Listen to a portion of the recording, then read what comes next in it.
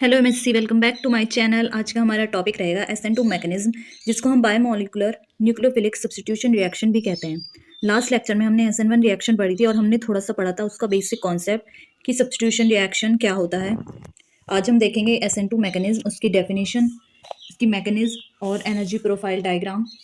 अगर आप नए हैं तो मेरे चैनल को सब्सक्राइब करें और बेल आइकन को प्रेस करें, जिससे कि आपको मेरी सारी पढ़ाई की लेटेस्ट वीडियोस मिलती रहें। Definition: when the rate of nucleophilic substitution reaction depends on concentration of both substrate and nucleophile, the reaction is called SN2.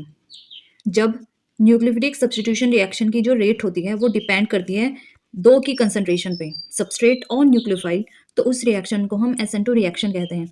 जिसकी हमने लास्ट लेक्चर में देखा था कि SN1 रिएक्शन में जो रेट ऑफ रिएक्शन होगी न्यूक्लियोफिलिक सब्स्टिट्यूशन रिएक्शन की, वो डिपेंड करेगी सिर्फ और सिर्फ सबस्ट्रेट के कंसंट्रेशन पर in the case of SN2 mechanism, जो rate of nucleophilic substitution reaction होगी वो डिपेंड करेगी दोनों सबस्ट्रेट और न्यूक्लियोफाइल की कंसंट्रेशन पर। तो इस रिएक्शन को हम SN2 रिएक्शन कहते हैं। It is a second order kinetics, ये सेकेंड ऑर्डर काइनेटिक्स रिएक्शन है and it is represented by the following example. और हम इसको रिप्रेजेंट कर सकते हैं ऐसे एग्जाम्पल से। ये देखिए, CH3Br plus OH negative gives CH3OH plus Br negative. ये देखिए, rate of reaction directly proportional है सबस्ट्रेट के और न्यूक्लियोफाइल के, इसलिए ही ये रिएक्शन होगी सेकेंड ऑर्डर काइनेटिक्स। जो SN1 रिएक्शन थी वो 2 स्टेप मैकेनिज्म थी, बट जो SN2 मैकेनिज्म होगी वो होगा 1 स्टेप मैकेनिज्म। ये सिर्फ इसका मैकेनिज्म जो होगा वो 1 स्टेप का ही होगा। तो हम देखेंगे अब इसका मैकेनिज्म। तो इसकी डेफिनेशन के अकॉर्डिंग ये क्या था, जो rate of nucleophilic substitution reaction जो डिपेंड करेगी सबस्ट्रेट और न्यूक्लियोफाइल दोनों के कंसंट्रेशन पर, उस रिएक्शन को हम कहेंगे SN2 रिएक्शन। और वो सेकेंड ऑर्डर काइनेटिक्स होती है, क्योंकि रेट जो होगा वो डायरेक्टली प्रोपोर्शनल होगा सबस्ट्रेट और न्यूक्लियोफाइल के, इसलिए ये रिएक्शन हो जाएगी सेकेंड ऑर्डर काइनेटिक्स। ये देखिए, और जो SN2 मैकेनिज्म होगी वो होगी 1 स्टेप मैकेनिज्म। अब हम देखेंगे इसकी mechanism. Consider the hydrolysis of methyl bromide by the aqueous NaOH। इसकी मैकेनिज्म को समझने के लिए हमें मिथाइल ब्रोमाइड का हाइड्रोलाइसिस करना होगा by aqueous NaOH। The hydroxide ion approaches the substrate carbon from the side opposite to the bromine atom. जो हाइड्रोक्साइड आयन होगा वो अप्रोच करेगा सबस्ट्रेट कार्बन पर, जो कि उसकी साइड अपोजिट होगी ब्रोमीन एटम के, या हम कह सकते हैं back side forming transition state then final product is formed. ये देखिए, इसकी रेट है डायरेक्टली प्रोपोर्शनल सबस्ट्रेट और न्यूक्लियोफाइल के।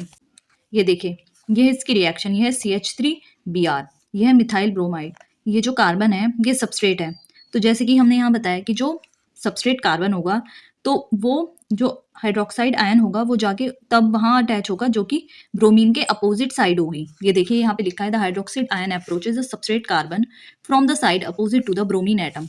जो हाइड्रोक्साइड आयन होगा वो अप्रोच करेगा सबस्ट्रेट कार्बन पर, जो कि वो ब्रोमीन के अपोजिट साइड होगा, तो ये यहाँ पे जाके अप्रोच करेगा, तो ये यहाँ पे बन जाएगा ट्रांजिशन स्टेट और हमें फाइनल प्रोडक्ट मिल जाएगा मिथाइल एल्कोहल।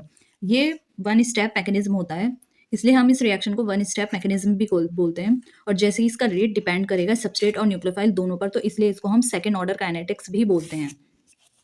अब हम देखेंगे इसका एनर्जी प्रोफाइल डायग्राम।